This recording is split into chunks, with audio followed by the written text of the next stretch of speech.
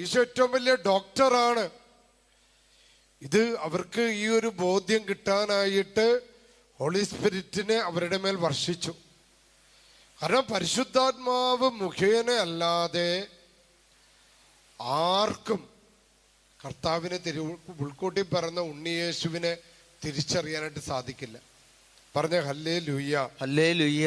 റോമ 8:26 എന്ന് വായിക്കാവോ? റോമ 8-ാം അധ്യായം 26-ാമത്തെ വചനം നമുക്ക് എല്ലാവർക്കും അറിയുന്ന ഒരു വചനമാണ്.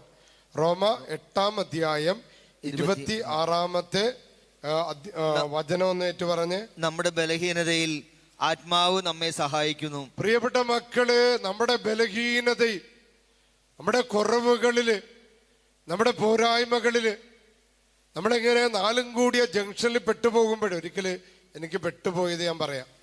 2 സ്ഥലങ്ങളിലാണ് പെട്ടുപോയ. പക്ഷേ നിങ്ങൾ കേട്ടിട്ടുള്ള സാക്ഷ്യങ്ങളായിരിക്കാം. അങ്ങനെ ഒരല്പം കൂടി ഒന്ന് ഉയർത്തി തന്ന വീണ്ടും ഡൗൺ ആയിപ്പോ, ഒരല്പം കൂടി ഒരു പൊടിക്ക്. Price the lord, praise the Lord, hallelujah, hallelujah. യേശുവേ നന്ദി, യേശുവേ നന്ദി, ഈശോയെ ആരാധന, യേശുവേ ആരാധന, ഹല്ലേലൂയ, ഹല്ലേലൂയ. പ്രിയപ്പെട്ടവരെ, ഇത് താങ്ക് യു മോനെ. ഇത് ഞാനിങ്ങനെ ഇറ്റലിയില് ഞാൻ പഠിക്കാൻ വേണ്ടി ചെന്ന സമയത്ത് രണ്ട് മൂന്ന് അത്ഭുതങ്ങളാ.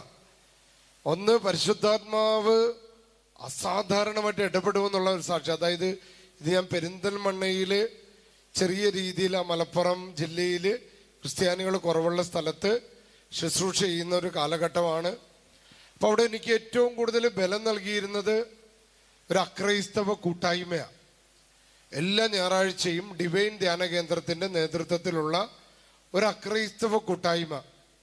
ഏകദേശം ഒരു 50 പേരെങ്കിലും ആ കൂട്ടായ്മയിൽ എല്ലാ ഞായറാഴ്ചയും. അപ്പൊ അവിടുത്തെ 9 മണിക്കത്തെ കുർബാന കഴിഞ്ഞാൽ ഒരു 10:30 മണിയൊക്കെ കഴിയുമ്പോൾ ഈ അക്രൈസ്തവ കൂട്ടായ്മ അവിടെ ഉണ്ടാകും. അപ്പൊ ഞാൻ പറ്റുന്ന ദിവസങ്ങളിലെല്ലാം മുടങ്ങാതെ അവരുടെ കൂടെ പോയിരിക്കും. 1 മണിവരെയെങ്കിലും അവരുടെ കൂടെ പോയിരിക്കും. അവരുടെ കൂടെ ഭക്ഷണമൊക്കെ കഴിച്ച് അവരൊരു 3-4 മണിയാകുമ്പോൾ അവർ പോകുന്ന. ഒരു ദിവസം ഇങ്ങനെ ഞാൻ പെരിന്തൽമണ്ണയിൽ ഇങ്ങനെ ശുശ്രൂഷ ചെയ്യുന്ന സമയത്താണ് എൻ്റെ മെത്രാൻ എന്നെ വിളിക്കുന്നത്. മെത്രാൻ എന്നെ വിളിച്ചിട്ട് പറഞ്ഞു, അച്ഛന് ഞാൻ ഓസ്ട്രേലിയയിലേക്ക് വിടാൻ പോകുകയാണ്. അച്ഛൻ ഉടനെ തന്നെ ഓസ്ട്രേലിയയിലേക്ക് പോകണം. അന്ന് തന്നെ പിതാവ് ഓസ്ട്രേലിയയിലെ മെത്രാനെ വിളിച്ചു, എനിക്ക് ഫോൺ തന്നു. ഞങ്ങൾ 2 പേരും സംസാരിച്ചു.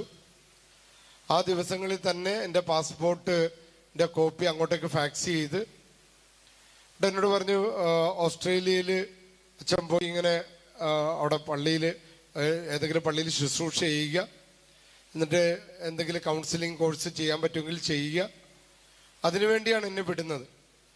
അപ്പം ആ രൂപത ഞങ്ങളുടെ രൂപതയെ സഹായിക്കും.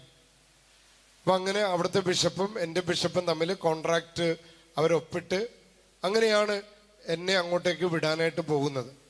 അപ്പം എന്നോട് പിതാവ് പറഞ്ഞു, ഇത് ആരോടും പറയരുത്, ഇത് ശരിയായതിന് ശേഷം മാത്രമാണ് അച്ഛൻ പറയേണ്ടതുള്ളൂ. അപ്പം ഞാനങ്ങനെ സമ്മതിച്ചു. ഞാൻ ഇടവകയിൽ അത് പറയാൻ പാടില്ല. അപ്പം അത് 1 ആഴ്ച കഴിഞ്ഞ് 2 ആഴ്ച കഴിഞ്ഞ് ഏകദേശം വിസയൊക്കെ റെഡിയായിക്കൊണ്ടിരിക്കുന്നെന്ന് എനിക്കറിഞ്ഞു. പക്ഷെ എനിക്ക് എൻ്റെ ഈ പ്രാർത്ഥന കൂട്ടായ്മയിൽ പറയാതിരിക്കാൻ പറ്റുന്നില്ല. കാരണം അവരാണ് എനിക്ക് വേണ്ടി പ്രാർത്ഥിക്കുന്ന ആളുകളാണ്. അവരെനിക്ക് വേണ്ടി ഭയങ്കരമായിട്ട് പ്രാർത്ഥിക്കും. അപ്പം അതുകൊണ്ട് അതിലൊരു ശാന്തി ചേച്ചിയുണ്ട്, ഒരു നന്ദിനി ചേച്ചിയുണ്ട്, ഒരു ശ്യാമള ചേച്ചിയുണ്ട്, പിന്നെ വേലായുധൻ ചേട്ടനുണ്ട്, രാമേട്ടനുണ്ട്. അങ്ങനെ ഒരുപാട് എല്ലാവരും അക്രൈസ്തവരാ. അത് ഏറ്റവും താഴേക്കിടയിൽപ്പെട്ട സാധാരണക്കാരായ മനുഷ്യരാ, പട്ടിണി പാവങ്ങളാ. അപ്പം അതിൽ ഞാൻ ഈ ശാന്തി എന്ന് പറയുന്ന ഒരു ചേച്ചീനെ ഞാൻ ശ്രദ്ധിച്ചിട്ടുണ്ട്. അതൊരിക്കൽ ഞാനിങ്ങനെ കൂട്ടായ്മയിൽ പങ്കെടുത്തുകൊണ്ടിരിക്കുമ്പോൾ പെട്ടെന്ന് കപ്പേരുവെന്ന് പറഞ്ഞ അച്ഛനെ കാണാൻ വേണ്ടി ആരോ വന്നിട്ടുണ്ട്.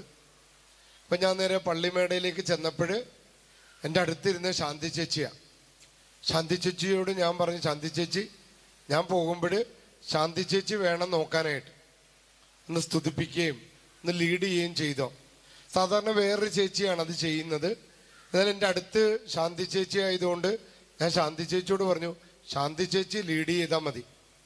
അങ്ങനെ ശാന്തി ചേച്ചി ഞാൻ പോയ തക്കത്തിന് ശാന്തി ചേച്ചി കർത്താവിനെ സ്തുതിച്ച് ഇവരെ സ്തുതിപ്പിക്കാനൊക്കെ തുടങ്ങിയത് കേട്ടിട്ടാണ് ഞാൻ പോയത്. ഞാൻ മടങ്ങി വരുമ്പോൾ ഞാൻ കുറെ നേരം ഇങ്ങനെ അത്ഭുതപ്പെട്ടു പോയി. ഈ ശാന്തി എന്ന് പറയുന്ന ചേച്ചി എല്ലും തൊലിയുമാ, കാണാനൊന്നും ഭംഗിയൊന്നുമില്ല, ഇങ്ങനെ കരുവാളിച്ച് നിൽക്കുന്ന ഒരു ചേച്ചിയാ. പ്രിയപ്പെട്ടവര്, ഞാൻ വരുമ്പോൾ ഈ ശാന്തി ചേച്ചി വചനം പറഞ്ഞുകൊണ്ടിരിക്കുക, വചനം പറയുക. എനിക്ക് നിങ്ങളുടെ മുൻപിൽ സാക്ഷ്യപ്പെടുത്താൻ സാധിക്കും.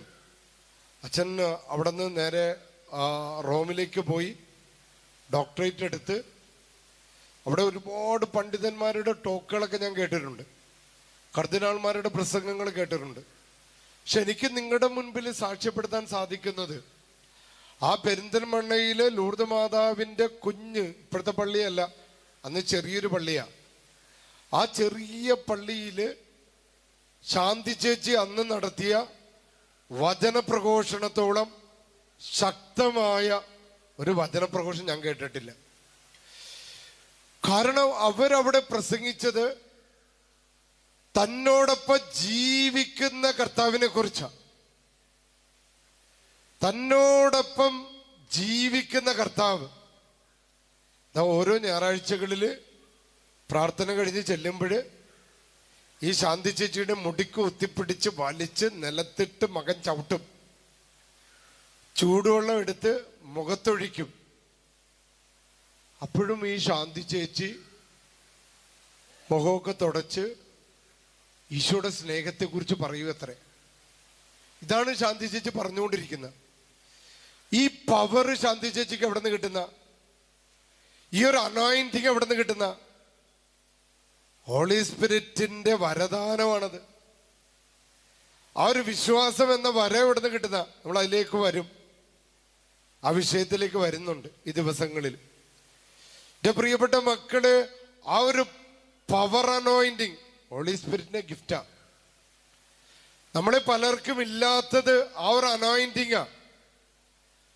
അതുകൊണ്ടാണ് കർത്താവിനെ തിരിച്ചറിഞ്ഞിട്ടും നമ്മളിൽ പ്രേക്ഷിത ഹൃദയം രൂപം കൊള്ളാത്തത്. അതുകൊണ്ടാണ് നമ്മളെ പല അക്രൈസ്തവ സഹോദരങ്ങളൊക്കെ പ്രസംഗിക്കുന്നത് കേൾക്കുമ്പോൾ, അവര് സാക്ഷ്യം നൽകുന്നത് കാണുമ്പോൾ നമുക്കൊക്കെ നാണം വരും. കാരണം മാമോദീസ സ്വീകരിച്ച് സ്ഥൈര്യലേപനം സ്വീകരിച്ചിട്ട് അതിന്റെ വരമനുസരിച്ച് അതിന്റെ കൃപയനുസരിച്ച് നമുക്ക് ജീവിക്കാൻ പറ്റുന്നില്ല. അപ്പൊ അങ്ങനെ ഈ ശാന്തി ചേച്ചിയുടെ ആ കൂട്ടായ്മയിലാണ് ഞാനിങ്ങനെ ആദ്യമായിട്ട് അവരോട് പറയാം, അങ്ങനെ ഞാൻ ഓസ്ട്രേലിയയിലേക്ക് പോവുകയാണ് എന്ന് പറയാമെന്നോർത്ത് കർത്താവിൻ്റെ ഒരു പ്രേരണ കിട്ടി. ഞാൻ അവരോട് പറഞ്ഞു, മക്കളെ, ഞാൻ നിങ്ങളോടൊരു കാര്യം പറയാൻ പോവുകയാണ്. എൻ്റെ പിതാവ് എന്നെ വിളിപ്പിച്ചിരുന്ന് എൻ്റെ പിതാവ് എന്നോട് പറഞ്ഞു, ഉടനെ തന്നെ അടുത്ത മാസം തന്നെ ഞാൻ ഓസ്ട്രേലിയയിലേക്ക് പോകേണ്ടതായിട്ട് വരും. പെട്ടെന്ന് ഞാൻ നേരത്തെ പറഞ്ഞ ആ ശാന്തി ചേച്ചി പരിശുദ്ധാത്മാവിനെ അങ്ങോട്ട് നിറഞ്ഞ് പരിശുദ്ധാത്മാവിനെ അങ്ങോട്ട് കത്തി ജ്വലിച്ച് അവരിങ്ങനെ ചാടി എഴുന്നേറ്റ് എന്നിട്ട് എന്നോട് പറയാ, അച്ഛൻ ഓസ്ട്രേലിയയിലേക്കല്ല പോകുന്നത്, അച്ഛൻ ഇറ്റലിയിലേക്കാണ് പോകുന്നത്. ഞാൻ പറഞ്ഞു, ശാന്തി ചേച്ചി അവിടെ ഇരിക്ക്, പൊട്ടത്തരം പറയല്ലേ. രാമേട്ടനൊക്കെ ചിരിച്ചു, വേലായുധൻ ചിരിച്ച്, ശ്യാമള ചേച്ചി ചിരിച്ച്, ഇവരെല്ലാവരും ചിരിച്ചു. ഞങ്ങള് ശാന്തിയെ പൊട്ടി എന്ന് പറഞ്ഞ് ഞാൻ അവിടെ ഇരുത്തി. കാരണം എൻ്റെ മെത്രാൻ പേപ്പറൊക്കെ ശരിയാക്കി എല്ലാം അയച്ച് അവിടുത്തെ മെത്രാനുമായിട്ട് ഞങ്ങൾ സംസാരിച്ച്, അപ്പോഴാണ് ഈ പൊട്ടി ഈ ശാന്തി ചേച്ചി പറയാ, അച്ഛൻ ഓസ്ട്രേലിയയിലേക്കല്ല പോകുന്നത്, ഇറ്റലിയിലേക്കാണ് പോണെന്ന്. ഞാൻ പറഞ്ഞു, എന്തൊരു വിഡ്ഢിത്തമാ ശാന്തി, അവിടെ ഇരിക്കും, മണ്ടത്തരം പറയല്ലേ. നേരത്തെ നല്ല വചനപ്രഘോഷം നടത്തിയ ആളാ, ഇപ്പൊ മണ്ടത്തരമായെന്ന് പറഞ്ഞ് ഞാനവിടെ ഇരുത്തി. പ്രിയപ്പെട്ട മക്കളെ, ഇതാണ് ഹോളി സ്പിരിറ്റിന്റെ അനോയിന്റിങ് എന്ന് പറയുന്നത്. നമ്മുടെ ദർശന വരങ്ങളെ കുറിച്ചുള്ള ക്ലാസ് അല്ല, പ്രവചനത്തെ കുറിച്ചുള്ള ക്ലാസ് അല്ല, ഇതൊരു അനോയിന്റിങ്ങിനെ കുറിച്ചാ. ഈ ഒരു സാധാരണക്കാരിയായ ശാന്തി ചേച്ചി, അവർക്ക് സങ്കീർത്തനങ്ങൾ സ്വന്തമായിട്ടില്ല, സുഭാഷിതങ്ങൾ സ്വന്തമായിട്ടില്ല, പുതിയ നിയമമില്ല, പഴയ നിയമമില്ല, ഇവർക്ക് ആകെ ഉള്ളത് ഈശോ എന്ന ഒറ്റ വിളിയാ. ഈശോയേ എന്ന വിളി മാത്രമാണ് അവരുടെ കൈമുതൽ. ഇത് വെച്ചണ്ട ശാന്തി ചേച്ചി പറഞ്ഞോ, അച്ഛൻ ഓസ്ട്രേലിയയിലേക്കല്ല ഇറ്റലിയിലേക്കാണ്. കരങ്ങളടിച്ച മക്കളെ, കരങ്ങളടിച്ചോ. ഒരു 3 ദിവസം കഴിഞ്ഞപ്പോൾ എൻ്റെ മെത്രാൻ എന്നെ വിളിക്കുക, അച്ഛൻ അർജന്റായിട്ട് ബിഷപ്പ് ഹൗസിൽ വരണം, പറ്റുമെങ്കിൽ 1 മണിക്കൂറിനുള്ളിൽ വരണം. ഞാനപ്പോൾ എൻ്റെ കാറിൽ ലൈറ്റൊക്കെ ഇട്ട് വേഗത്തിൽ പെരിന്തൽമണ്ണയിൽ നിന്നും ഇവിടെ കോഴിക്കോട് എത്തിയ. അപ്പം എൻ്റെ ബിഷപ്പ് എന്നെ റൂമിലേക്ക് കൂട്ടിക്കൊണ്ടുപോയി. എന്നിട്ട് അച്ഛാ, ഒരു ചെറിയ ചേഞ്ച് ഉണ്ട്. അച്ഛൻ ഓസ്ട്രേലിയയിലേക്കല്ല പോകുന്നത്, അച്ഛൻ ഇറ്റലിയിലേക്കാ പോകുന്നത്. ഞാൻ വാ തുറന്നിരുന്നു പോയി മക്കളെ. Price the lord, praise the Lord, hallelujah, hallelujah, hallelujah, hallelujah, hallelujah, hallelujah. നമ്മളെ അച്ഛനും ശുശ്രൂഷകരും വിളിച്ചിരിക്കുന്നത് ഒരു ആന്തരികമായ സൗഖ്യാനുഭവം നമുക്ക് കിട്ടാൻ വേണ്ടിയാ, ഒരു അനോയിന്റിങ് നമുക്ക് കിട്ടാൻ വേണ്ടിയാ. നോക്കിക്കേ, ശാന്തി എന്ന് പറയുന്ന സഹോദരിക്ക് ഒരു പവർ അനോയിന്റിങ്. നമ്മളുമായിട്ട് അവരെന്ത് വ്യത്യാസമാ. ജീവിക്കുന്ന കർത്താവിനെ അവർ കണ്ടുമുട്ടി. ആ ഒരു ഹൃദയ ബന്ധം നമുക്കിവിടെ ഈ കൺവെൻഷനിലൂടെ നമുക്ക് ലഭിക്കണം. അപ്പോഴാണ് നമുക്ക് അത് കർത്താവാണെന്ന് പറയാൻ സാധിക്കുന്നത്. ആ ഒരു പവർ അനോയിന്റിങ് നമ്മളിലൂടെ വരുമ്പോഴാണ്. പറഞ്ഞ ഹല്ലേലൂയ, ഹല്ലേലൂയ, യേശുവേ നന്ദി, യേശുവേ നന്ദി, ഈശോയെ ആരാധന, ഈശോയെ ആരാധന, ഹല്ലേലൂയ, ഹല്ലേലൂയ, യേശുവേ നന്ദി, യേശുവേ നന്ദി, ഈശോയെ ആരാധന, ഈശോയെ ആരാധന, യേശുവേ ആരാധന, ഈശോയെ ആരാധന. അപ്പൊ അങ്ങനെ ഞാൻ ഇറ്റലിയിലേക്ക് ചെല്ലുക. ഇത് പരിശുദ്ധാത്മാവിനാൽ നയിക്കപ്പെടും. നമ്മുടെ ജീവിതത്തിലും പരിശുദ്ധാത്മാവിനാൽ നയിക്കപ്പെടണം. പരിശുദ്ധാത്മാവ് ഇല്ലാതെ നമ്മുടെ ജീവിത പ്രതിസന്ധികൾ നമുക്ക് തരണം ചെയ്യാനായിട്ട് സാധിക്കില്ല. ഹല്ലേലൂയ, ഹല്ലേലൂയ, യേശുവേ നന്ദി, യേശുവേ നന്ദി, ഈശോയെ ആരാധന, ഈശോയെ ആരാധന. അപ്പൊ ഞാനിങ്ങനെ ഇറ്റലിയിലേക്ക്, അപ്പൊ എനിക്ക് മനസ്സിലായി ഇതൊരു അത്ഭുതമാണ്. കർത്താവ് എന്നെ ഇറ്റലിയിലേക്ക് കൊണ്ടുപോകുന്ന കർത്താവിന് വലിയ പദ്ധതികളുണ്ട്. അല്ലെങ്കിൽ ഇങ്ങനെ സംഭവിക്കില്ല. ഇങ്ങനെ ഒരു പാവപ്പെട്ട മകൾക്ക് ദർശനം കൊടുത്ത് എന്നെ അങ്ങോട്ട് കൊണ്ടുപോകണേ കർത്താവിന് എന്തോ പദ്ധതിയുണ്ട്. അപ്പൊ അതുകൊണ്ട് പിന്നെ ഇറ്റലി എന്ന് പറഞ്ഞപ്പോൾ എനിക്ക് ഭയങ്കര സന്തോഷമായി. കാരണം റോമ നഗരം നമ്മൾ സെമിനാരി ചേർന്ന നാളെ മുതൽ അത് കാണുക നമ്മുടെ എല്ലാവരുടെ സ്വപ്നമാണ്. പത്രോസിന്റെ രക്തം വീണ ഭൂമിയാ. കഴിഞ്ഞ 2-3 കുറച്ച് മാസങ്ങൾക്ക് മുൻപ് ഞാൻ ഇറ്റലിയിൽ ധ്യാനിപ്പിക്കാൻ പോയപ്പോൾ ഞാൻ പൗലോസ്ലീഹ രക്തസാക്ഷിത്വം വരിച്ച ആ ത്രേ ഫൊന്താന 3 അരുവികളുടെ പള്ളിയിൽ ചെല്ലുകയുണ്ടായി. ഞാനിങ്ങനെ പൗലോസ് നല്ല പൊക്കമുള്ള ഒരാളാ. പുള്ളിയെ തടവിൽ കൊല്ലുന്നതിന് മുമ്പ് പാർപ്പിച്ചിരുന്ന തടവ് അത് ഞാൻ കാണുകയാണ്. ഈ മേശയോളം മാത്രം പൊക്കമുള്ള ഒരു തടവറ, അതിൽ നല്ല പൊക്കമുള്ള പൗലോസ് എങ്ങനെയായിരിക്കും അതിനകത്ത് ഇരുന്നത്. ഞാൻ ആ തടവറയുടെ മുൻപിൽ ഇരുന്ന് ഞാൻ നിലവിളിച്ചു മക്കളെ. ഞാൻ കുറെ നേരം കരഞ്ഞു. പിന്നീട് ഞാൻ കണ്ടു പൗലോസിന്റെ തല വെട്ടി മാറ്റിയപ്പോൾ ആ തല 3 തവണ ചാടി. ഈ തല ചെന്ന് വീണ 3 സ്ഥലത്ത് നിന്ന് 3 അരുവികള് പൊട്ടിവീഴ്ഞ്ഞു, വെള്ളം ചീറ്റി. അതുകൊണ്ട് ആ പള്ളി അറിയപ്പെടുന്നത് ത്രേ ഫൊന്താന, 3 അരുവികളുടെ പള്ളി എന്നാണ്. അതുകൊണ്ട് റോമിലേക്ക് ചെല്ലുമ്പോഴും ഞങ്ങൾ പഠിച്ചിട്ടുണ്ട്, രക്തസാക്ഷികളുടെ നിണ ഒഴുകിയ ഭൂമിയാണ്. അപ്പൊ ഞാനിങ്ങനെ ആ റോമിൽ നടക്കുമ്പോൾ ഞാൻ നിലത്ത് മര്യാദക്ക് ചവിട്ടിയില്ല. നിലത്ത് ചവിട്ടാനായിട്ട് എനിക്ക് ഭയങ്കര ഭയം തോന്നി, ബഹുമാനം തോന്നി, ആദരവ് തോന്നി. ഞാനിങ്ങനെ സ്ലോ മോഷനിലാണ് ശരിക്കും എയർപോർട്ടിൽ നിന്ന് ഇറങ്ങിയത്. എയർപോർട്ടിൽ നിന്ന് ഇറങ്ങി അതിൻ്റെ ഉള്ളിൽ തന്നെ ഒരു റെയിൽവേ സ്റ്റേഷനുണ്ട്. ഞാൻ എൻ്റെ പെട്ടികളൊക്കെ അവിടെ വെച്ച് ഞാൻ ടിക്കറ്റ് എടുക്കാൻ വേണ്ടി പോവുക. കാരണം എനിക്ക് പോകേണ്ട സ്ഥലം ഫബ്രിയാനോ എന്ന് പറയുന്ന സ്ഥലത്താണ്. അവിടുത്തെ ബിഷപ്പാണ് എൻ്റെ സ്പോൺസർ. അപ്പോൾ അന്ന് മലയാളികളായ കൂട്ടുകാർ അച്ഛന്മാരൊക്കെ വെക്കേഷൻ കാലഘട്ടം ആയതുകൊണ്ട് അവരെല്ലാം മറ്റ് രാജ്യങ്ങളിലൊക്കെ മിനിസ്ട്രിക്ക് പോയി. അപ്പം അതുകൊണ്ട് എയർപോർട്ടിൽ എന്നെ സ്വീകരിക്കാനായിട്ട് ആരുമില്ല. അപ്പം ഞാൻ തന്നെ പെട്ടി അവിടെ വെച്ച് ഞാൻ ടിക്കറ്റ് എടുക്കാനായിട്ട് ചെന്നു. ടിക്കറ്റ് എടുത്ത് തിരിഞ്ഞപ്പോൾ ഞാൻ നോക്കുമ്പോൾ ഒരു 3 മിനിറ്റ് അവിടെ ടിക്കറ്റ് കൗണ്ടറിലൊന്നും ആരും ഇല്ലായിരുന്നു. ഒരു 3 മിനിറ്റ് പോലും ആയിട്ടുണ്ടാവില്ല. ഞാൻ തിരിഞ്ഞു നോക്കുമ്പോൾ എൻ്റെ പെട്ടികളൊന്നും കാണുന്നില്ല. ഞാനിങ്ങനെ അവിടെയൊക്കെ നോക്കിയ പെട്ടികൾ കാണുന്നില്ല. നമ്മളിങ്ങനെ പെട്ടുപോകുക എന്ന് പറയില്ലേ, 4 കൂടിയ വഴിയിൽ നമ്മൾ നിന്ന് പോകും. എൻ്റെ മകൻ്റെ കല്യാണം നടക്കുന്നില്ല, ഞാൻ എന്ത് ചെയ്യണം? എൻ്റെ മകൾക്ക് ജോലിയില്ല, ഞാൻ എന്ത് ചെയ്യണം? എൻ്റെ വീട്ടിലെ കലഹത്തിൻ്റെ ദുരാത്മാവാണ്, ഞാൻ എന്ത് ചെയ്യണം? കടബാധ്യത വന്നിങ്ങനെ കയറി ഞാനിങ്ങനെ എന്ത് ചെയ്യണമെന്നറിയില്ല. എൻ്റെ ഭർത്താവിൻ്റെ മദ്യപാനം, എൻ്റെ മകൻ്റെ കഞ്ചാവ്, ലഹരി, എന്ത് ചെയ്യണം? ഇങ്ങനെ 4 കൂടിയ ഇതേപോലെയാണ് ഞാൻ അവിടെ എല്ലാ 2 പെട്ടികൾ. അതിൻ്റെ അകത്തായിരുന്നു 1000 യൂറോ ഉണ്ടായിരുന്നു. അവിടുത്തെ നോട്ടാണ് 1000 യൂറോ, അവിടുത്തെ കാശ. അതും എല്ലാ പുതിയ വസ്ത്രങ്ങളും. ഈ പെരിന്തൽമണ്ണയിൽ നിന്ന് പോയപ്പോൾ ആ നാട്ടുകാർ മുഴുവൻ എന്നെ സ്നേഹിച്ച വിട്ടത്. അവിടുത്തെ മുസ്ലിങ്ങൾ, അവിടുത്തെ ഹിന്ദുക്കൾ, അവിടുത്തെ എല്ലാ വിഭാഗത്തിലെ ക്രൈസ്തവർ എന്നെ സ്നേഹിച്ച വിട്ടത്. അവരെല്ലാം വാങ്ങിച്ചു തന്ന പുതിയ പുതിയ ഉടുപ്പുകളെല്ലാം ഒന്നുമില്ലാതെ നിൽക്കുക. ഞാൻ ഇട്ടുകൊണ്ട് പോയ കോട്ടും സൂട്ടും ഉണ്ട്, അതിനുള്ളിൽ എൻ്റെ പാസ്പോർട്ടുണ്ട് ഭാഗ്യത്തിന്. ഇതും പിടിച്ച് എന്ത് ചെയ്യണമെന്നറിയാതെ നിന്ന് പോകുകയാണ്. എൻ്റെ പ്രിയപ്പെട്ടവരെ, പെട്ടെന്നാണ് എൻ്റെ മനസ്സിൽ ഞാനിങ്ങനെ ഐ ലോസ് മൈ ലഗേജ്, എൻ്റെ പെട്ടി നഷ്ടപ്പെട്ടെന്ന് പറഞ്ഞ് അവിടെ ഉണ്ടായിരുന്നവരുടെ അടുത്തൊക്കെ ഓടി നടന്നു. അവിടെ ആർക്കും ഇംഗ്ലീഷ് അറിയാൻ പാടില്ല.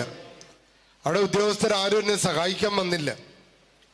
അങ്ങനെ നമ്മളിങ്ങനെ ഒരു വലിയ എന്ത് ചെയ്യണമെന്ന് അറിയാതെ പെട്ടുപോകുന്ന ഒരു നിമിഷം. അത്തരത്തിലുള്ള നിമിഷങ്ങളിൽ എങ്ങനെ കർത്താവ് ഇടപെടുമെന്ന് കാണിച്ചു തരാനാണ് ഈ IMS ഭവനം നമ്മളെല്ലാവരും വിളിച്ചു കൂട്ടിയത്. നമ്മളെല്ലാവരുടെ ജീവിതത്തിൽ ഇതേപോലെ പെട്ടുപോകുന്ന സമയങ്ങളുണ്ട്. മരുമകളുടെ വഴക്കിന്റെ മുൻപില്, അമ്മായിയമ്മയുടെ അമ്മായിയപ്പന്റെ വഴക്കുകളുടെ മുൻപില്, ഭർത്താവിന്റെ തെറ്റായ ബന്ധങ്ങളുടെ മുൻപില്, ഭാര്യയുടെ തെറ്റായ ബന്ധങ്ങള്, മക്കളുടെ അനുസരണക്കേടുകള്, അവരുടെ അലസതയുടെ മുൻപില് മാതാപിതാക്കളൊക്കെ ഇങ്ങനെ വിറച്ച് നിന്നു പോകും.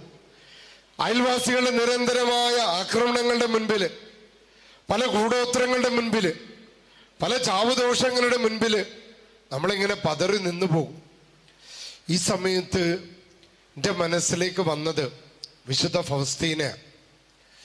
വിശുദ്ധ ഫൗസ്തീന, ഞാനിങ്ങോട്ട് വരുമ്പോൾ നമ്മുടെ ഒട്ടായി അച്ഛൻ്റെ വചനമാണ് ഞാൻ കേട്ടുകൊണ്ടിരുന്നത്, വചന പ്രഘോഷണം.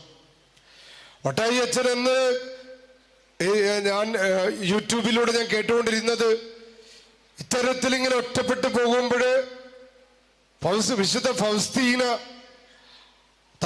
തന്റെ ഡയറിയിൽ 1059 ഇങ്ങനെ എഴുതിയിരിക്കുന്ന വട്ടായി അച്ഛൻ പറഞ്ഞ ഞാനിന്ന് കേട്ടോണ്ടാ വന്ന. ഫൗസ്തീന പുണ്യവതി കർത്താവിന്റെ മുൻപിൽ നിന്ന് നിലവിളിച്ചു, കർത്താവേ, എനിക്ക് പ്രാർത്ഥിക്കാൻ പറ്റുന്നില്ല. കർത്താവേ കർത്താവേ എന്ന് വിളിക്കുമ്പോൾ എനിക്ക് കർത്താവിനെ അനുഭവിക്കാൻ പറ്റുന്നില്ല, എനിക്ക് ഫീല് ചെയ്യുന്നില്ല. കാരണം എൻ്റെ ജഡിക ബന്ധനങ്ങളാ, എൻ്റെ പാപബന്ധനങ്ങളാ, എൻ്റെ ജഡികമായ ലൈംഗിക ചിന്തകള്, ജഡികാസക്തികള് എന്നെ ദൈവത്തിൽ നിന്ന് അകറ്റുന്നു. എനിക്ക് പ്രാർത്ഥിക്കാൻ പറ്റുന്നില്ല ദൈവമേ. ഉടനെ കർത്താവ് പ്രത്യക്ഷപ്പെട്ടു. കർത്താവ് പറഞ്ഞ, മകളെ, ഈ നിന്റെ ആ ജഡിക പാപബന്ധനങ്ങളിലും നിനക്ക് ആവശ്യം കർത്താവിന്റെ കരുണയാ. കർത്താവിന്റെ കരുണ അതിനേക്കാളൊക്കെ വലുതാണ്. നിന്റെ ആന്തരിക മുറിവുകളേക്കാൾ വലുതാണ് കർത്താവിന്റെ കരുണ. നിന്റെ കർത്താവിന്റെ കരുണ മതി നിന്നെ ബലപ്പെടുത്താനായിട്ട്. എന്റെ മനസ്സിലേക്ക് ഫൗസ്തീന പുണ്യവതിയുടെ ചിന്ത വരാൻ കാരണം, ഞാൻ കൊച്ചച്ഛനായിരിക്കുമ്പോൾ ചുണ്ടേപ്പള്ളി എന്ന് പറയുന്ന ഒരു പള്ളിയുണ്ട് അവിടെ വയനാട്ടിൽ. വിശുദ്ധ യൂദാ തദേവൂസിന്റെ അത്ഭുത പള്ളിയാണത്.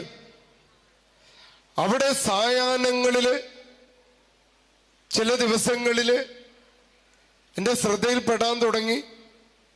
ഒരു 3 ആളുകള്, ഒരു അംബ്രോസ് ചേട്ടൻ, ഒരു ദൈവദാസ് ചേട്ടൻ, പിന്നെ വേറൊരു ചേട്ടൻ, ഒരു വർഗീസ് ചേട്ടൻ, ഇവര് ചുണ്ടേപ്പള്ളിയുടെ ഒരു മൂലക്ക് ഇരുന്ന് എന്തൊക്കെയോ ചൊല്ലുന്നതായിട്ട് ഞാൻ കേട്ടു. ഇവര് തോട്ടം തൊഴിലാളികളാ, തേയില കിള്ളുന്ന തൊഴിലാളികളാ. പകലന്തിയോളം പണിയെടുത്ത് വീട്ടിൽ പോയി കുളിച്ച് അവര് പള്ളിയിലേക്ക് വന്ന് സന്ധ്യ നേരത്ത് കരങ്ങൾ വിരിച്ചു പിടിച്ചുകൊണ്ട് ഇവരെന്താണ് ചെല്ലുന്നതെന്ന് ഞാൻ ശ്രദ്ധിച്ചു. പതുക്കെ പതുക്കെ പതുക്കെ പതുക്കെ ഞാൻ അവരുടെ അടുത്തേക്ക് ചെന്നു. അപ്പോഴെനിക്ക് മനസ്സിലായി, അവര് ചൊല്ലുന്നത് കരുണയുടെ ജപമാലയാ. ഈശോയുടെ അതിദാരുണമായ പീഡാനുഭവങ്ങളെ പ്രതി പിതാവേ, ഞങ്ങളുടെ മേലും ലോകം മുഴുവന്റെ മേല് കരുണയായിരിക്കണമേ. അതിനുശേഷം അവരിങ്ങനെ പാടും, കരുണ തോന്നണേ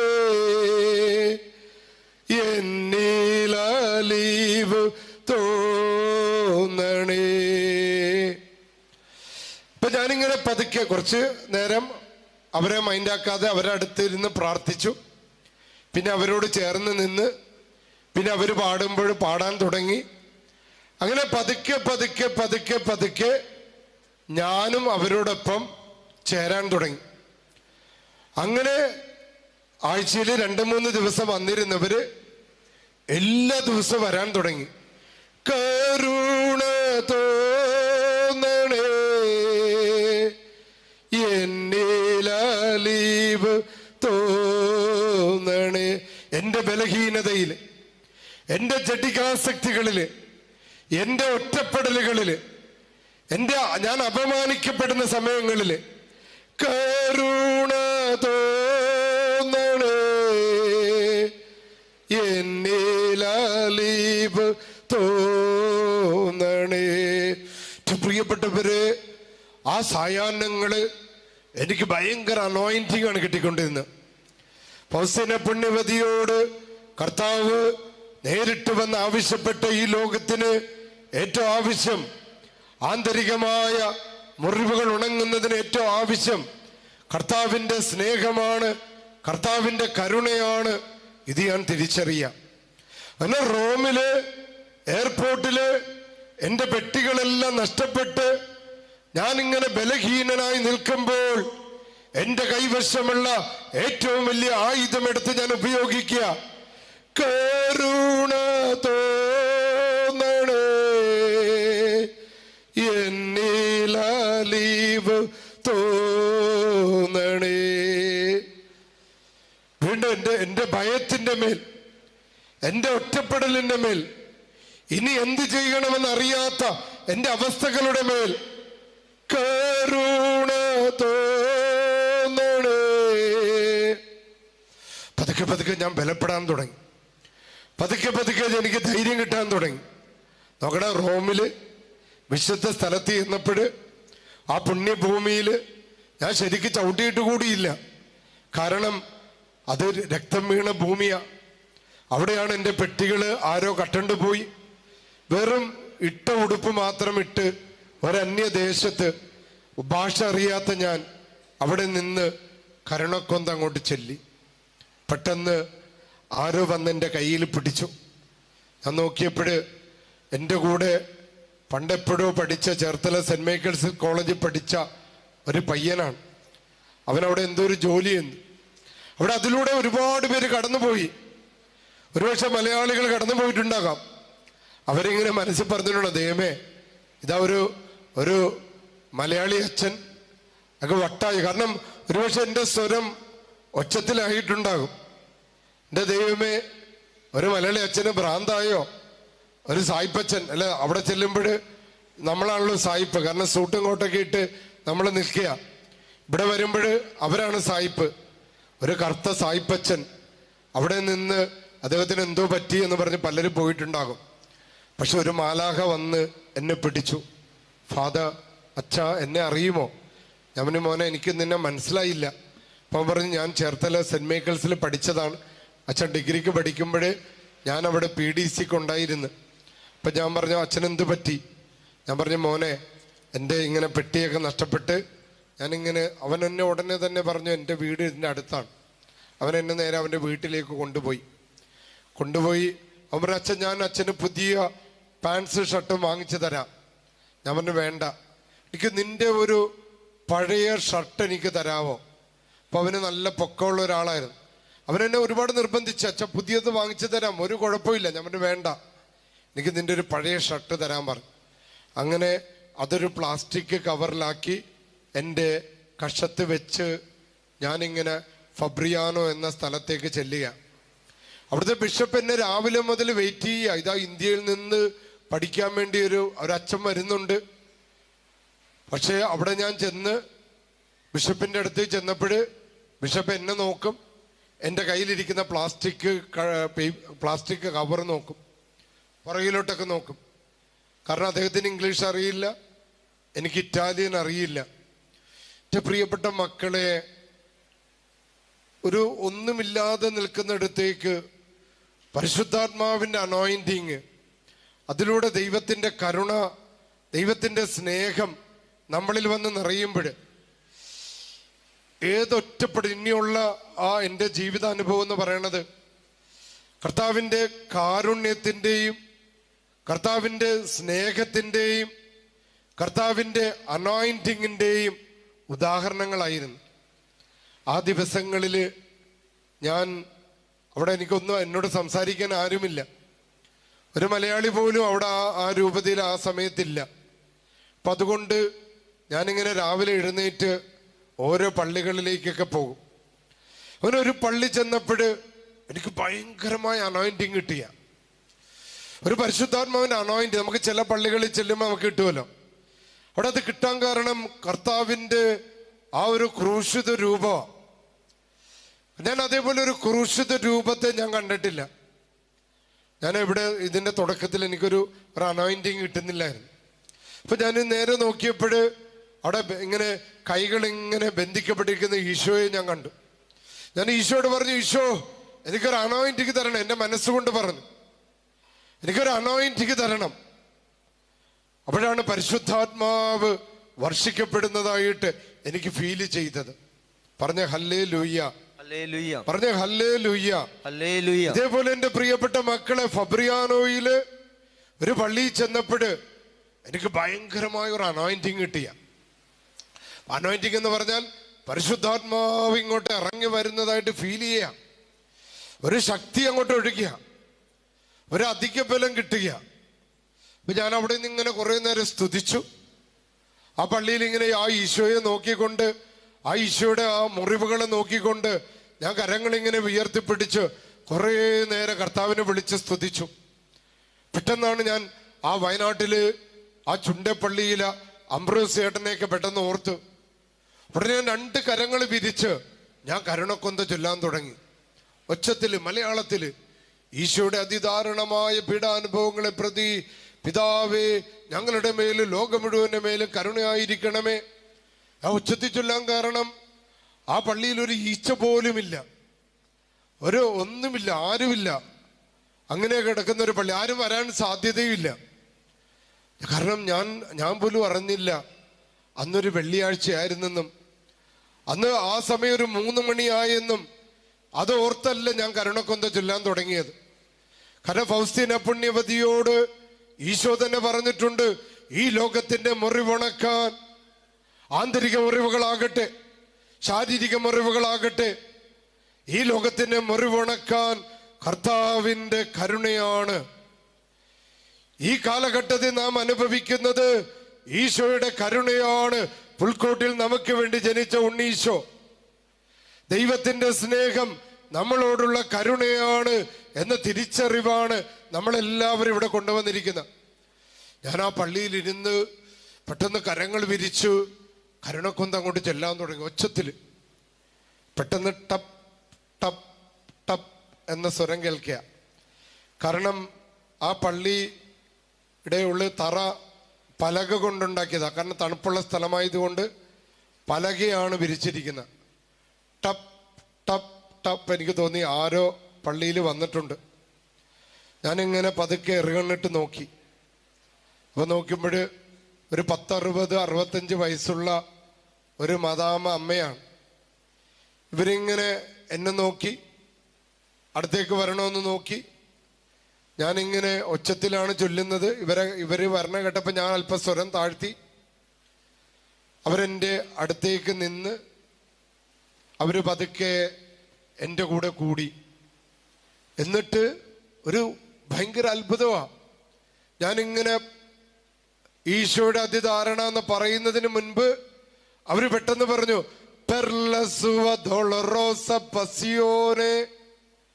പെട്ടെന്ന് ഞാൻ പറഞ്ഞു, പിതാവേ ഞങ്ങളുടെ മേല് ലോകം മുഴുവന്റെ മേല് കരുണയായിരിക്കണമേ. എന്നെ നോക്കിക്ക്, ഭാഷ അറിയാത്തൊരു സ്ഥലത്ത് ഒരു പള്ളിയില് ഒറ്റപ്പെട്ട് നിൽക്കുന്ന ഞാൻ എൻ്റെ പ്രാർത്ഥനയ്ക്ക് വേണ്ടി ഒരു അനോയിന്റിങ്ങിന് വേണ്ടി ആഗ്രഹിച്ചപ്പോൾ ഭാഷ അറിയാത്ത ഒരാളെ അവിടെ കൊണ്ടുവന്ന് അയാൾ ആ സഹോദരി ഇറ്റാലിയൻ ഭാഷയിൽ ചൊല്ലും പെർലസുവ ഡോളറോസ പസിയോനെ. ഞാൻ ചൊല്ലും പിതാവേ ഞങ്ങളുടെ മേലും ലോകം മുഴുവന്റെ മേല് കരുണയായിരിക്കണമേ. വീണ്ടും അവര് പറയും പെർലസുവ ഡോളറോസ പസിയോനെ. ഞാൻ പറയും പിതാവേ ഞങ്ങളുടെ മേല് ലോകം മുഴുവന്റെ മേല് കരുണയായിരിക്കണമേ. പ്രാർത്ഥന കഴിഞ്ഞ് അവരെ എൻ്റെ മുൻപിൽ ഇങ്ങനെ ഞാൻ മുട്ടുകുത്തി നിർത്തി. ഞാനങ്ങോട്ട് അവരുടെ തലയിൽ കൈവച്ച് അങ്ങോട്ട് പ്രാർത്ഥിച്ചു. ഞാനാണിപ്പോൾ എനിക്ക് പെരിന്തൽമണ്ണയിൽ ധാരാളം ആൾക്കാർ എന്നെ കാണാൻ വരുമായിരുന്നു. ഞാൻ അവരുടെ തലയിൽ കൈവച്ച് പ്രാർത്ഥിക്കുമായിരുന്നു. ഇപ്പോഴ് ഒരു ഒരു ഒരു 1-2 ആഴ്ചയായി എനിക്ക് ഒരാളെ പോലും തലയിൽ കൈവച്ച് പ്രാർത്ഥിക്കാൻ കിട്ടിയിട്ടില്ല. അപ്പോഴാണ് ഈ മദാമ ആദ്യമായിട്ടാണ് ഒരാള് ഇറ്റലിയിൽ എൻ്റെ മുൻപിൽ മുട്ടുകുത്തി നിൽക്കുന്നത്. ഞാൻ അവരുടെ തലയിൽ കരങ്ങൾ വെച്ച് മലയാളത്തിൽ പ്രാർത്ഥിച്ചു. യേശു നാമത്തിന്റെ ശക്തിയാൽ ഇവരെ ബാധിച്ച രോഗങ്ങൾ വിട്ടുമാറട്ടെ. യേശു നാമത്തിന്റെ ശക്തിയാൽ ഇവരുടെ മേലുള്ള ബന്ധനങ്ങൾ വിട്ടുമാറട്ടെ. യേശു നാമത്തിന്റെ ശക്തിയാൽ ഇവരുടെ മുട്ടുവേദന വിട്ടുമാറട്ടെ.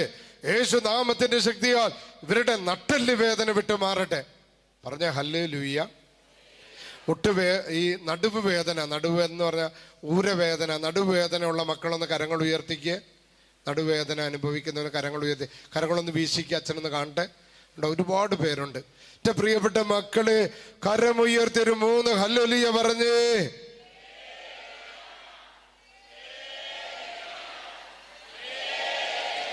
വിശ്വസിക്കുന്നുണ്ടോ? നീ വിശ്വസിക്കുന്നുണ്ടോ? വിശ്വസിക്കുന്നുണ്ടോ? ഈ IMS മാതാവിന്റെ നടയില് കണ്ണുനീരോടെ ഈ കൺവെൻഷനിൽ പങ്കെടുത്താൽ നിന്റെ നടുവ് വേദന, നിനക്ക് കുനിയാൻ പറ്റാത്ത അവസ്ഥകള് എടുത്തു മാറ്റുമെന്ന് നീ വിശ്വസിക്കുന്നുവോ? Hallelujah. Praise the lord. Praise the lord. Praise the lord. Praise the lord. Praise the lord. വിശ്വസിക്കുന്നവർ ഒരു 3 ഹല്ലേലൂയ പറഞ്ഞേ. ഹല്ലേലൂയ. ഹല്ലേലൂയ. ഹല്ലേലൂയ. നടുവ് വേദനയുള്ള എല്ലാ മക്കൾക്ക് വേണ്ടി വലത് കരം ഉയർത്തി ഒന്ന് സ്തുതിച്ച് hallelujah hallelujah hallelujah hallelujah hallelujah hallelujah hallelujah hallelujah hallelujah. അത്ഭുതം നടക്കട്ടെ കർത്താവേ. യേശു നാമത്തിന്റെ ശക്തിയാൽ, കർത്താവിന്റെ ശക്തിയാൽ അത്ഭുതം നടക്കട്ടെ. In the name of Jesus. Power in the name of Jesus. Power in the name of Jesus. Power in the name of Jesus. ഒന്ന് എഴുന്നേറ്റ് നിന്ന മക്കളെ, ഒന്ന് എഴുന്നേറ്റ് നിന്ന് 2 കരങ്ങളൊന്ന് തലയിലേക്ക് വെച്ച്, 2 കരങ്ങൾ തലയിലേക്ക് വെച്ച് ഈശോ ഈശോ ഈശോ. മുട്ടുവേദന ആ മദാമ പിന്നീട് വന്ന് സാക്ഷ്യപ്പെടുത്തിയത് അച്ഛൻ്റെ പ്രസംഗം കുർബാനയ്ക്ക് ശേഷം തുടരും. ഇനിയുള്ള ഒരുപാട് സാക്ഷ്യാനുഭവങ്ങളിലൂടെയാണ് അച്ഛൻ ഇന്ന് വചനം മുന്നോട്ട് കൊണ്ടുപോകുന്നത്. എൻ്റെ പ്രിയപ്പെട്ട മക്കളെ, തലവേദന കർത്താവ് എടുത്തു മാറ്റട്ടെ. പറഞ്ഞേ ഹല്ലേലൂയ. ഹല്ലേലൂയ. തലകറക്കം കർത്താവ് എടുത്തു മാറ്റട്ടെ. ഹല്ലേലൂയ. തലകറക്കം കർത്താവ് എടുത്തു മാറ്റട്ടെ. ഹല്ലേലൂയ. വേദന കർത്താവ് എടുത്തു മാറ്റട്ടെ. ഹല്ലേലൂയ. വേദന കർത്താവ് എടുത്തു മാറ്റട്ടെ. ഹല്ലേലൂയ. വേദന കർത്താവ് എടുത്തു മാറ്റട്ടെ. ഹല്ലേലൂയ. വേദന കർത്താവ് എടുത്തു മാറ്റട്ടെ. ഹല്ലേലൂയ. സംബന്ധമായ രോഗങ്ങൾ കർത്താവ് എടുത്തു മാറ്റട്ടെ. ഹല്ലേലൂയ. ആന്തരിക മുറിവുകളിലേക്ക് കർത്താവ് എഴുന്നള്ളി വരട്ടെ. ഹല്ലേലൂയ. വയറ്റിലെ വേദന കർത്താവ് എടുത്തു മാറ്റട്ടെ. ഹല്ലേലൂയ. എന്റെ കുടുംബത്തെ ബാധിച്ച സാത്താൻ വിട്ടുമാറട്ടെ. ഹല്ലേലൂയ. എന്നെ ഒറ്റപ്പെടുത്തുന്ന സാത്താൻ വിട്ടുപോകട്ടെ. ഹല്ലേലൂയ. എന്നെ ഭയപ്പെടുത്തുന്ന സാത്താൻ വിട്ടുപോകട്ടെ. ഹല്ലേലൂയ. ക്യാൻസർ രോഗം വിട്ടുപോകട്ടെ. ഹല്ലേലൂയ. പ്രമേഹ രോഗം വിട്ടുപോകട്ടെ. ഹല്ലേലൂയ. ആന്തരിക സൗഖ്യം ലഭിക്കട്ടെ. ഹല്ലേലൂയ. എന്നെ ശല്യപ്പെടുത്തുന്ന ദുരാത്മാക്കൾ വിട്ടുപോകട്ടെ. ഹല്ലേലൂയ. കൂടോത്ര ബന്ധനങ്ങൾ വിട്ടുപോകട്ടെ. ഹല്ലേലൂയ. ആഭിചാര ബന്ധനങ്ങൾ വിട്ടുപോകട്ടെ. ഹല്ലേലൂയ. മാനസിക രോഗങ്ങൾ വിട്ടുപോകട്ടെ. ഹല്ലേലൂയ. മദ്യപാന ബന്ധനങ്ങൾ വിട്ടുപോകട്ടെ. ഹല്ലേലൂയ. കലഹത്തിന്റെ ദുരാത്മാവിനെ ശാസിക്കുന്നു. ഹല്ലേലൂയ. കലഹത്തിന്റെ ദുരാത്മാവിനെ ശാസിക്കുന്നു. ഹല്ലേലൂയ. മാനസിക രോഗങ്ങളെ ശാസിക്കുന്നു. ഹല്ലേലൂയ. തിന്മയുടെ ആധിപത്യങ്ങളെ ശാസിക്കുന്നു. ഹല്ലേലൂയ. ശരീരവേദനകളെ ശാസിക്കുന്നു. ഹല്ലേലൂയ. അലർജി രോഗങ്ങളെ ശാസിക്കുന്നു. ഹല്ലേലൂയ. വശത്തുള്ള വേദനകളെ ശാസിക്കുന്നു. ഹല്ലേലൂയ. അന്ധകാര ശക്തികളെ ബന്ധിക്കുന്നു. ഹല്ലേലൂയ. രണ്ട് കരങ്ങൾ ഉയർത്തി ഒന്ന് സ്തുതിച്ച് hallelujah hallelujah. Hallelujah. Hallelujah. Hallelujah. Hallelujah. അത്ഭുതം നടക്കട്ടെ കർത്താവേ. അത്ഭുതം നടക്കട്ടെ കർത്താവേ. അത്ഭുതം നടക്കട്ടെ യേശുവേ. അനവധിയായി ഇന്ന് ദിവ്യകാരുണ്യ സമയത്തും കൃപാനയുടെ സമയത്തും അനേകം പേരുടെ സൗഖ്യം ലഭിക്കട്ടെ. അനേകം പേരിലേക്ക് ദൈവത്തിന്റെ ആത്മാവ് ഇറങ്ങി വരട്ടെ.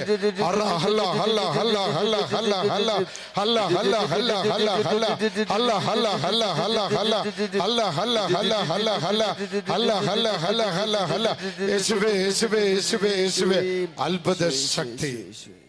ആമേൻ. ആമേൻ. എല്ലാവരും ശാന്തമായിട്ട് ഇരുന്നേ മക്കളെ. ഇപ്പോൾ നമ്മുടെ വിശുദ്ധ കുർബാനയ്ക്ക് വേണ്ടി ഒരുങ്ങുകയാണ്. 12 മണിക്കായിരുന്നു, ഇപ്പോൾ 12:15 നമ്മുടെ പ്രിയപ്പെട്ട പ്രശാന്ത് അച്ഛൻ ഇപ്പോൾ നമുക്ക് വേണ്ടി വിശുദ്ധ ബലി അർപ്പിക്കുന്നതാണ്.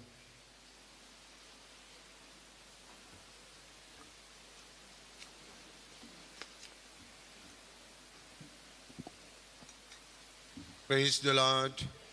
Hallelujah. Hallelujah. Hallelujah. വോളണ്ടിയേഴ്സിൻ്റെ ശ്രദ്ധയ്ക്ക് പുറകിലിരിക്കുന്ന ജനം മുന്നോട്ടേക്ക് കടന്നു വരിക. പുറകിലിരിക്കുന്നവർ മുന്നോട്ടേക്ക് കടന്നു വരിക. ഇടയ്ക്കിടയ്ക്ക് ശൂന്യമായ കസേരകൾ കിടപ്പുണ്ട്. ശൂന്യമായ കസേരകൾ കിടപ്പുണ്ട്. ശൂന്യമായ കസേരകൾ കിടപ്പുണ്ട്. പുറകിലുള്ള ജനം എല്ലാവരും ഒന്ന് എഴുന്നേൽക്കുക. എല്ലാവരും ഒന്ന് എഴുന്നേൽക്കുക.